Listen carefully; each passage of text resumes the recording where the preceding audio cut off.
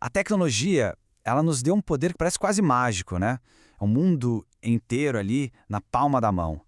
Mas e se essa liberdade toda for só uma ilusão?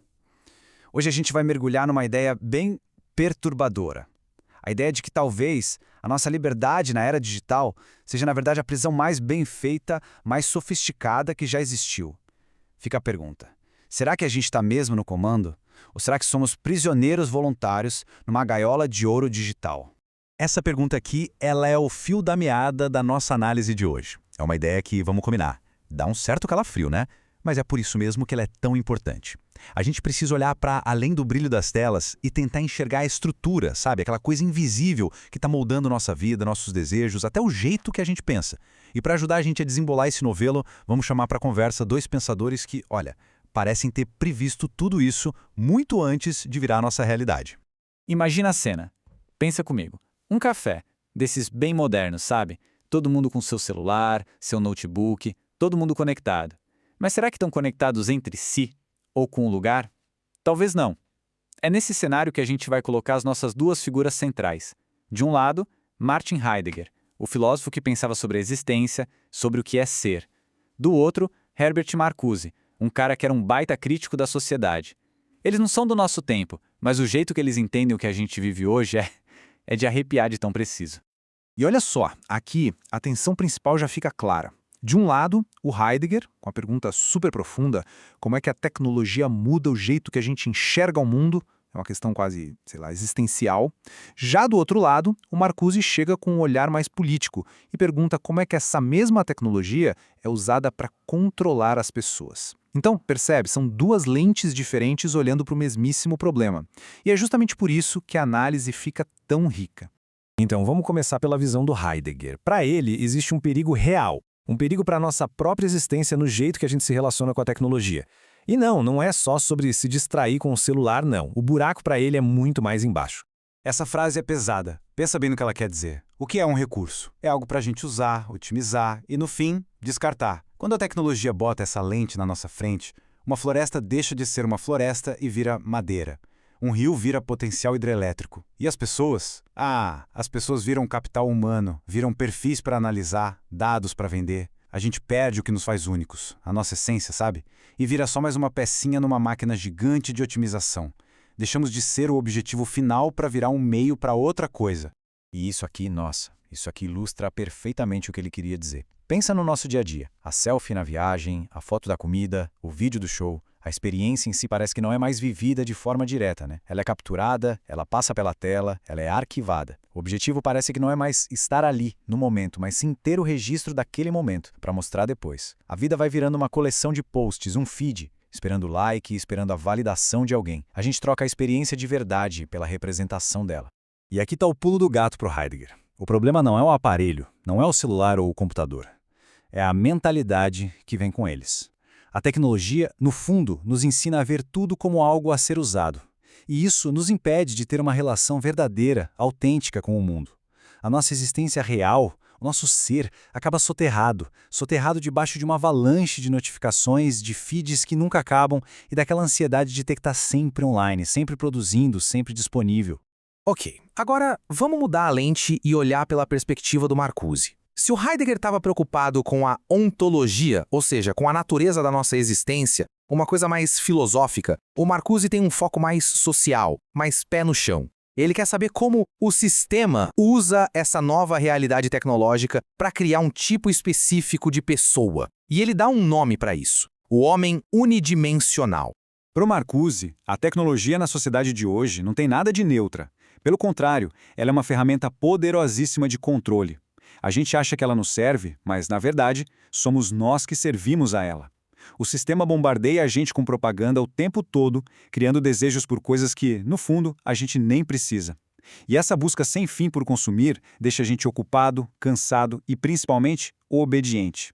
A gente passa a acreditar que está sendo livre quando escolhe entre a marca A ou a marca B. Mas, para o Marcuse, isso é uma ilusão, é uma falsa liberdade. E o resultado de tudo isso? Bom, o resultado é justamente esse conceito central do Marcuse, o tal do homem unidimensional. O que é isso? É uma pessoa que meio que perdeu a capacidade de pensar por conta própria, de ser crítica. Uma pessoa que não consegue nem imaginar um mundo diferente daquele que é mostrado para ela.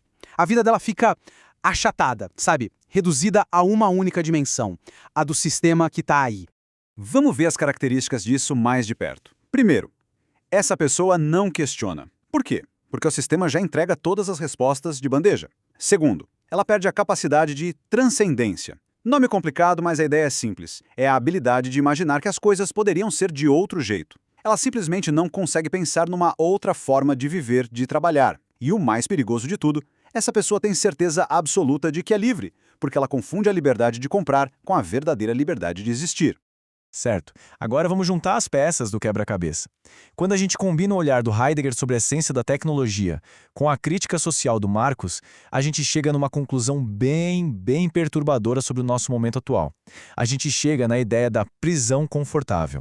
Essa ideia aqui é chave para entender tudo. Antigamente, o controle era na base da força, né? Censura, polícia, repressão. O controle de hoje é muito mais inteligente, mais sutil e, por isso, mais eficaz. Ele não proíbe nada, ele oferece. Ele não reprime, ele seduz. O sistema dá pra gente conforto, entretenimento, tudo na mão, super conveniente. E o que a gente dá em troca? A gente entrega de bom grado nossos dados, nosso tempo, nossa atenção, nossa capacidade de criticar. No fim das contas, a gente aprende a amar as nossas próprias correntes, porque elas são feitas de diversão e distração.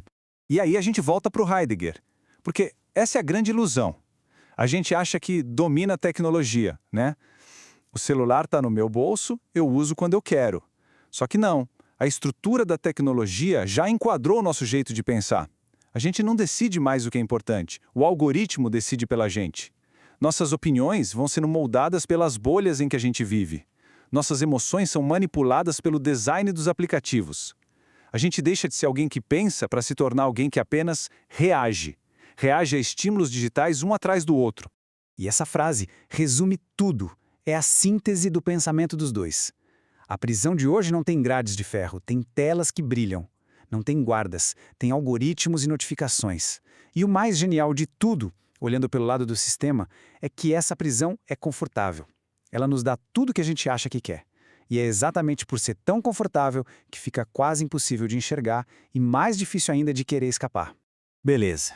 Com um diagnóstico desses tão pesado, a pergunta que não quer calar é: tem saída? Se isso é mesmo uma prisão, cadê a chave? O mais curioso é que Heidegger e Marcuse, que concordam tanto no diagnóstico do problema, apontam para caminhos de fuga totalmente diferentes. Olha só que interessante a diferença. O caminho do Heidegger é uma fuga para dentro, é buscar o silêncio no meio de tanto barulho, é parar para refletir sobre a própria existência. É um caminho individual, se desconectar para poder se reconectar com seu próprio ser. Já o Marcuse, o caminho dele é para fora, é uma ruptura, um rompimento ativo com o sistema.